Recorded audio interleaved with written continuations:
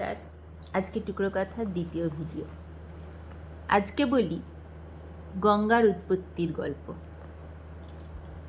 আমাদের দুটি মহাকাব্য রয়েছে ইতিহাস হিসেবেই, যেটা জানি আমরা, রামায়ণ ও মহাভারত।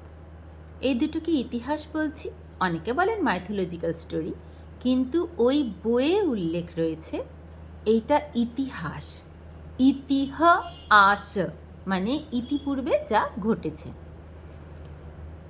অন্যান্য অনুবাদ করা বইগুলোর কথা বলছি না, আমি শুধুমাত্র ব্যাসদেবের মহাভারত এবং বাল্মীকি মুনির রামায়ণের কথা বলছি।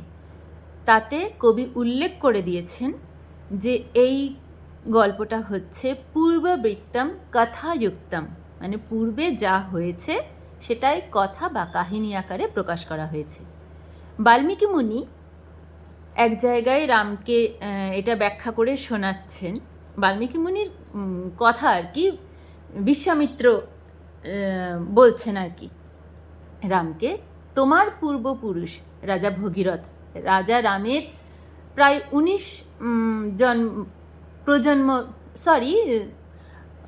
প্রজন্ম আগে রাজা ভগীরথ ছিলেন অযোধ্যার রাজা।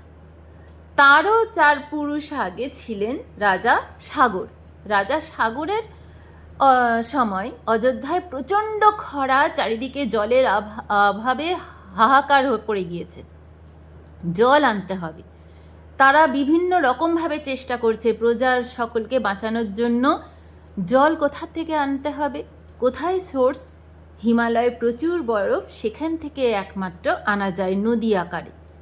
তারা চেষ্টা করেছেন, রাজা সাগর, তার ছেলেরা। এইভাবে করতে করতে 4 প্রজন্ম পর রাজা দিলীপের ছেলে ভগীরথ, তিনি প্রচণ্ড সাধনা করে গঙ্গাকে হিমালয় থেকে নিয়ে আসেন। তাই গঙ্গার আরেক নাম ভাগীরথী।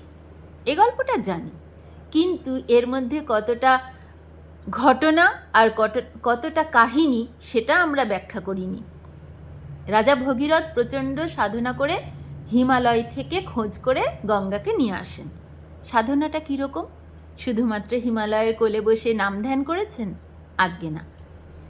তিনি প্রচণ্ড উন্নত প্রযুক্তির শিক্ষা নিয়ে কিভাবে শুধু জলের সোর্স আনলেই হবে না, সেই জলটা আমাকে ধরে রাখতে হবে, আমার মাটিতে এসে পড়বে, সেইটা যাতে কোনো রকম প্রকৃতির ক্ষতি না হয় সেইটা লক্ষ্য করে হিমালয়ের গঙ্গোত্রী থেকে গঙ্গার উৎপত্তি। হিমালয়ের গঙ্গোত্রী উচ্চতা প্রায় সমুদ্রপৃষ্ঠ থেকে 3400 মিটার উঁচু, প্রায় 11,000 ফুট। অত উঁচু থেকে জল যে আসবে, তাহলে প্রচণ্ড ফোর্সে নামবে। ওখান থেকে গঙ্গোত্রী থেকে হরিদ্বারের দূরত্ব বোধ হয় 138 মিটার, 86 মাইল। তো সেইখানে এসে গঙ্গার জল ওইটা সমতলে এসে পড়ছে। সেখানে আসতে হরিদ্বারের উচ্চতা 300 মিটার বা 1000 ফুট। তাহলে হঠাৎ করে ওই 3400 মিটার থেকে 300 মিটারে আসছে। এতটা উচ্চতা, এতটা দূরত্ব, প্রায় 3 কিলোমিটার মতো এরকম। তো 3 কিলোমিটার নিচে আসতে আসতেই এতটা ফোর্স হয়ে যাবে, এতটুকুনি পথ অতিক্রম করতে, তাহলে সেখানে তো ভূমি ক্ষয় হয়ে সাংঘাতিক অবস্থা হয়ে যাবে। তাই তিনি করলেন কি, ছোট ছোট ধারাতে ভাগ করলেন, ধারা বা স্রোতে ভাগ করে গঙ্গোত্রী থেকে আলাদা আলাদা করে বিভিন্ন ছোট ছোট চ্যানেলে ভাগ করে গঙ্গাকে নিয়ে আসার চেষ্টা করলেন। এইটাই মনে হচ্ছে, এমন সরু সরু চারিদিকে জালের আকারে মানে ভাগ করে নিয়ে আসার চেষ্টাকেই মনে হচ্ছে যেন শিব তার জটায় গঙ্গাকে স্থান দিয়েছে। এইভাবে ব্যাখ্যা হয়েছে, শিবের জটা থেকে গঙ্গা আসছে। তা সেই রকমভাবে আনতেও কিন্তু খুব সহজ ছিল না ঘটনাটা। শিবের জটায় সে গঙ্গা যেন হারিয়ে গেল। এই এত নানান সরু সরু স্ট্রিংকে জোগাড় করে আনা, এক জায়গায় জড়ো করা, এটা খুব কষ্টসাধ্যের কাজ।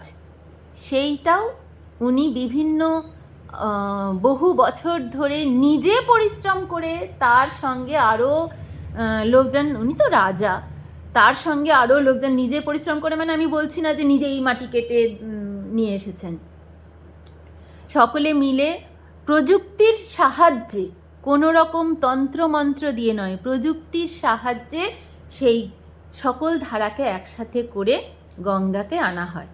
তারপর সমতল ভূমিতে আসলে তো তার গতি অনেকটা শান্ত হয়। সমতল ভূমি থেকে যেহেতু গঙ্গা সমুদ্রের তো নিয়েই যেতে হবে, এত জল সমুদ্রের দিকে রাস্তা করে, এই রকমই ব্যাখ্যা করা হয়েছে যে ভগীরথ, রাজা ভগীরথ আগে আগে চলেছেন, তার পিছন পিছন মা গঙ্গা চলেছে। তার মানে কি, ওই রাস্তাটা তৈরি করছেন, প্রযুক্তির সাহায্যে রাস্তাটা তৈরি করেছেন, সমুদ্র পর্যন্ত গিয়েছে সেই রাস্তা দিয়ে গঙ্গা বয়ে গিয়েছে। আর সেটাই কবি নিজের কাব্যে ব্যাখ্যা করেছেন যে ভগীরথ সামনে সামনে যাচ্ছেন, তার পিছন পিছন মা গঙ্গা যাচ্ছেন। এই কারণেই গঙ্গার অপর নাম ভাগীরথী। তাহলে ইতিহাস ঠিকই আছে, সেটা সাধারণ মানুষের বোধগম্য করার জন্য বা ভক্তিরসে ভরে কাব্যিক সুর দেওয়ার জন্য যেইটুকুনি চেঞ্জ করা হয়েছে, সেইটাও আবার উল্লেখ করে দিয়েছেন কবি যে পূর্ববৃত্তম কথাযুক্তম, পূর্বে যা হয়েছে সেটাই কথা আকারে বা কাহিনী আকারে প্রকাশ। ধন্যবাদ।